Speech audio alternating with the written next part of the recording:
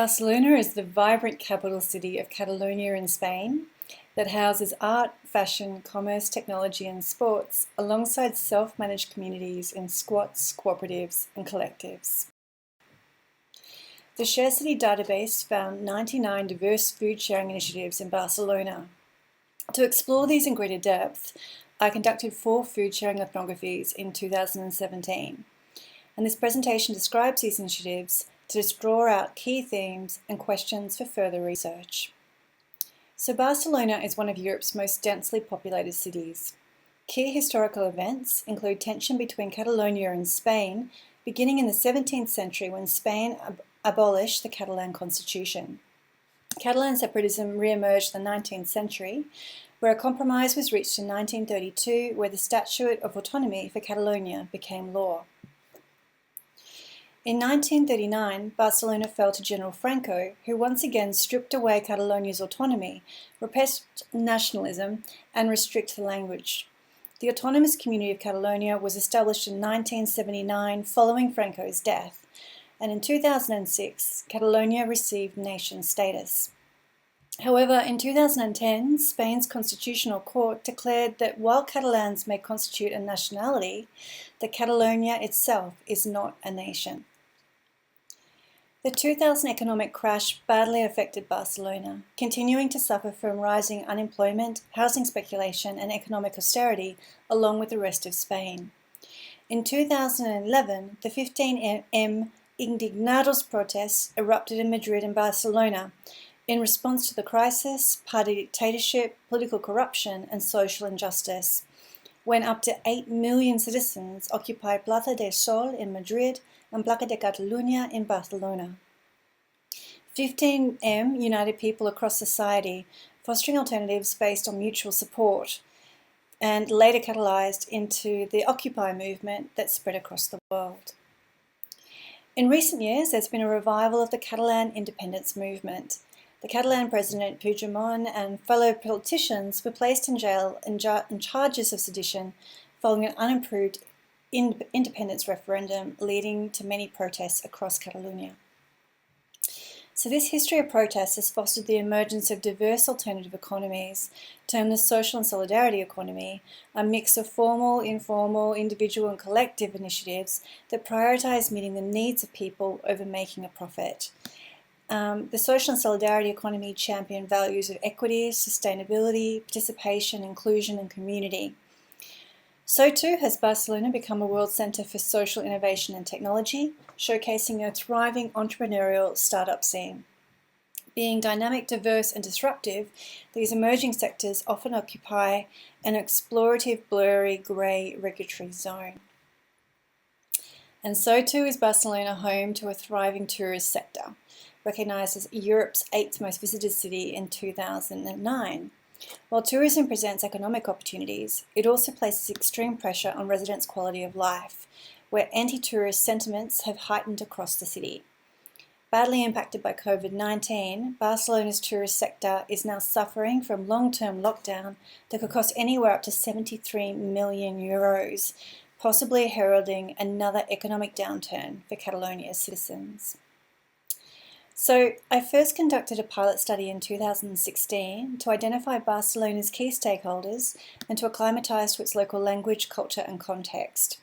In early 2017, over approximately 3 months, I conducted interviews with stakeholders from across government, academia, community organisations and other local food sharing activities and networks. For this research, I was assisted by a local intern who attended interviews and events to help translate Spanish and Catalan. All interviews were taped, with recordings transcribed and coded using en vivo and pseudonyms.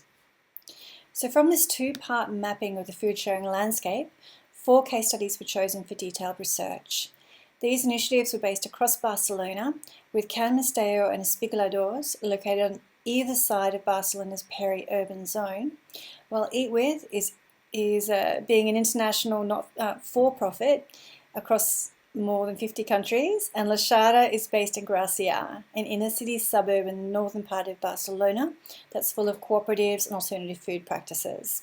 So all these case studies go beyond food sharing as nutrition to also share space, skills, knowledge and technologies. So the first case study was Can Misteo. Can Misteo is described as a squat, a community, a living and working community, as an anarchist utopian project, and as a network of projects that resists at the rhythm of the seasons, the veracity of a city without limits. It is a creative act of disobedience to the world of money, smoke, noise and speed, a proposal for collective cooperation and coexistence. And you can see here in the picture that it's a squatted former hospital that has since been turned into a very livable space. Can Misteo emerged from an activist past when in 2001 international activists occupied an abandoned leper hospital to hold a conference on climate change. 20 activists remained, where the squat soon became famous following a 3-day non-violent protest between residents and police, resulting in the activists resisting eviction. Today, Can Misteo continues to represent both a lived community and an alternative tourist attraction / education centre that's visited by thousands of international tourists every year. So at Can Misteo, food sharing is practiced both as a community garden and as shared meals that are held at their social centre called El Punto Internacio de Cosoroya, or the PIC for short. And so I conducted interviews with long-term residents, with interns, with volunteers, such as in the gardening working days, with farmers of shared plots who are neighbours to the squat, and people cooking the shared meals themselves. I also attended user engagements such as garden working bees and shared meals at the PIC and workshops.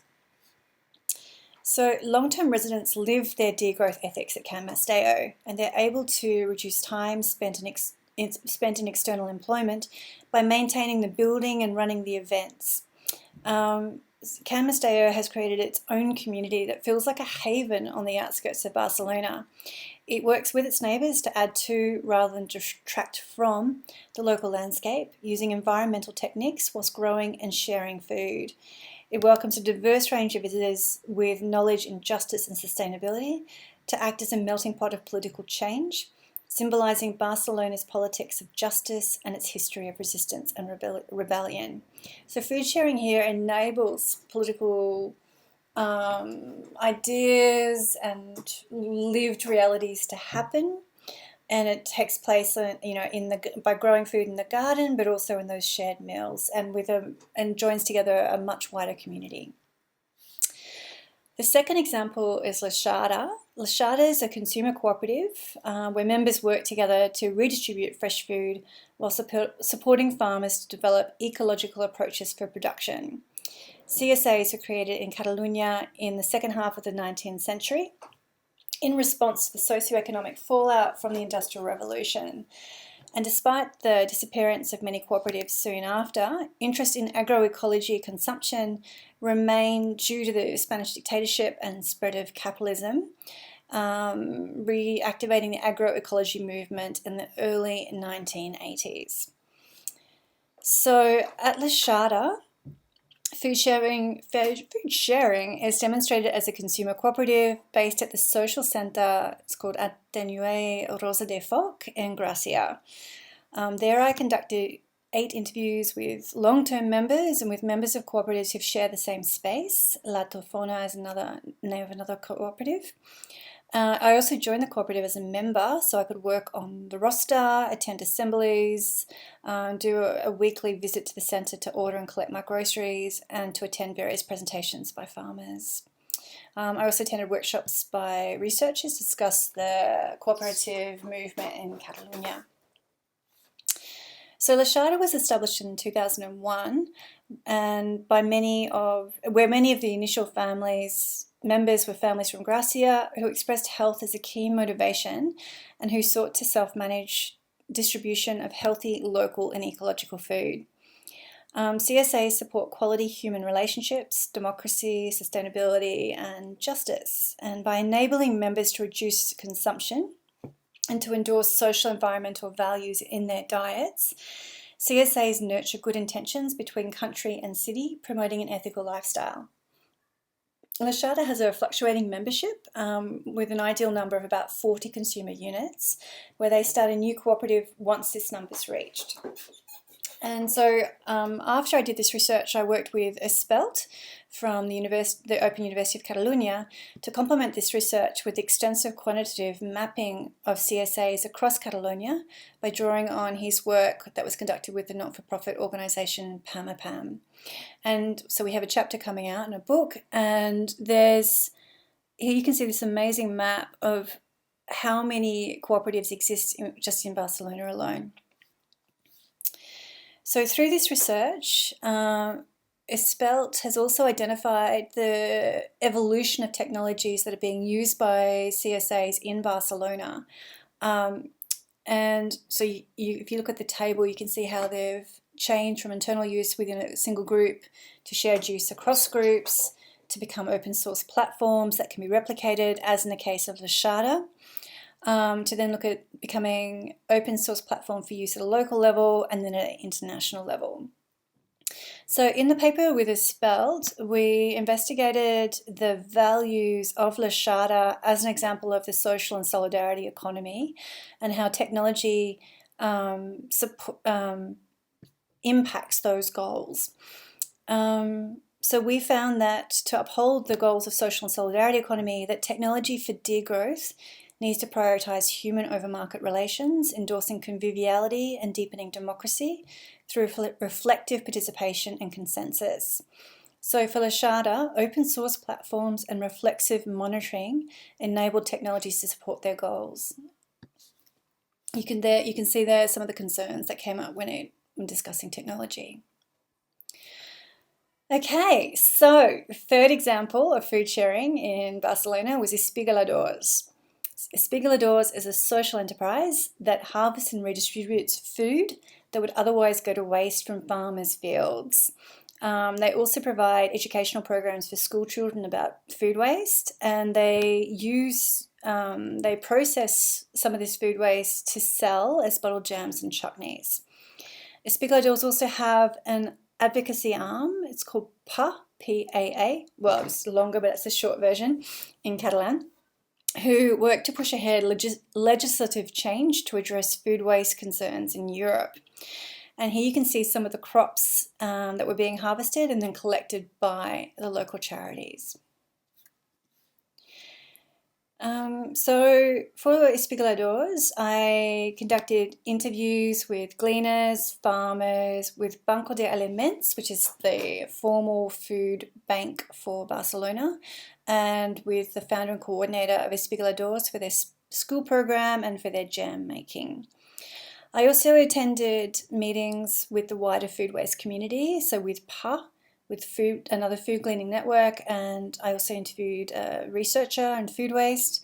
And of course I had my user engagements, and so I would go out and actually do the gleaning from the fields. And I also attended food waste dinners from a new organisation that was established by one of the volunteers out of the city to get there and then find the farmer's field, and that was always a bit of an adventure. And then you need to have the skills to cook the food afterwards. So while a lot of the food could be harvested by volunteers, and we get substantial amounts, as you can see, by that charity, I did an incredible interview with El Banco de Aliments, and they mentioned that there wasn't enough cold storage space to store the food that was actually harvested by the volunteers, and they didn't have the logistics to then get that food out in time to redistribute it to the people in need. So that was a really interesting gap in this very well-intentioned practice. Okay, and then moving on to the last case study, it was Eat With.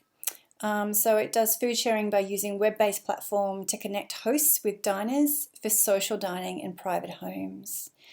So many hosts sign up to Eat With as they enjoy cooking already and they're looking for extra income. So there's a quote there: "I love cooking anyway, so I was like, let me try it for 2 or 3 dinners to see how it goes." And then I became hooked. As you know, like 150 people later, I'm still doing dinners. So we have a article we're looking at the moment, we're writing at the moment, looking at these kind of platforms across Barcelona and Athens. So for the Eat With case study, I conducted interviews with a broader community of food startups, entrepreneurs. So it included Eat With, and that was my main focus. But I also spoke to people from Tribe and from Comparto Plateau. I conducted online user engagements, again with Eat With, Comparto Plateau and Visit. And I conducted 5 in-person user engagements by attending Eat With dinners and by attending food entrepreneur startup events that were being held as meetups. So one of the things that was really interesting for Eat With in Barcelona was Barcelona's unique location, its status, tourist status, and its cultural diversity, and how that offers 2 distinct types of dining event: the authentic Catalan experience and dining from elsewhere. So from an interview with the country manager, she explains, so in Barcelona, it's a pretty special market because we have 2 types of public. We have the locals going to Eat With experiences, but we also have the foreigners. In some other countries, for example, in Israel, it's just locals. In other places like Paris, it's only foreigners. So it's a really unique destination for online food social dining experiences. And so for this upcoming paper, we looked at 2 vignettes to sort of describe these 2 distinct experiences. And so one was the Catalan dining experience. So here I sort of looked at the hosts, and they were very skilled in cooking. The meal was like a performance. They were very welcoming. It was a social event. They spoke English, which is not a given in Barcelona. Food itself was very, very tasty. But I mean, I attended meals where there were other guests there from different places, a whole mix of people. You never know who's going to show up. So it was interesting to have the diverse guests. It was a very stylish place. The food was served stylishly. The people themselves were stylish. And some of the other diners explained that, described as an alternative Michelin star experience. It's what they could afford to do that they wouldn't be able to afford to do at home. From my field notes, I've written their apartment was beautifully furnished with artworks, a table all laid out with specific glasses and cups, everything spotlessly clean. Class and cleanliness trump personal touches with a few photographs or personal items to give clues to their identities on display. And then the second example was of the non-national dining event, and for me, the one I was focusing on was the Palestinian feast. Again, the host was very widely travelled, but this was a much more relaxed, homemade, homely event. As the country manager explained, she's making the food of her mum, and she's making huge amounts of it. And so through this sort of much more personal, engaged experience, it was very much about the stories. It was each of the dishes would be explained in depth, but also the host in this case invited her friends to join, and then after the meal sort of officially ended, it became more of a social gathering. And so I really felt like I was more involved in the event than I did in the more authentic Catalan meal. And so it's really interesting how food sharing can be used in all these different ways to bring people in to cultures or bring people into different experiences at home. And it resulted in dancing, which was really good. So just some general reflections on Barcelona's food sharing initiatives. So looking at Can Mesteo first, it was very interesting in that it had a very political background, but also a lived politics that just kept on going. And this was very evident through the strong use of consensus for decision making to uphold community values. But also with Can Mesteo, they had a massive reach. They'd become known as this alternative tourist spot for Barcelona, but also they were bringing in alternative tourists from around the world. Some of the people who live there are academics with links to the degrowth movement. So you have sort of links to universities in different sectors, and NGOs who work in social justice and environmental movements, presenting their projects on the Sunday Sunday days when they open the pick up to the public. So it's amazing what scope this food sharing, which is part of this bigger picture, has, and the role that food sharing plays to help glue that together. La Charte is like Can Misteo, and it's quite old, so it shows a real resilience. It's adapted with its members, which is very interesting, and it also has a strong basis in consensus for decision making and the assemblies. I suppose what was really interesting for me at La Charte was how it shares space, food and technology with others, and how I suppose it's a different way of spreading its political message and its beliefs to lots of different people in very supportive ways, but different again to Can Misteo. And they also have links to academics, farmers, and through the other activities that are held through the social centre. Espigoladors, it's breaking new ground because it's a social enterprise, and there's not many social enterprises in Catalonia. Also, it's at the forefront of the food waste movement, and because of that, it's not very widely understood. So they have to really work hard to to help people understand and to set up new processes.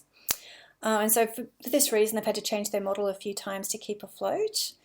But also they are advocating for social and environmental justice through food sharing activities. But they do so more at a policy level. So that's really interesting to look at how they're all sort of, those three examples are advocating for political change.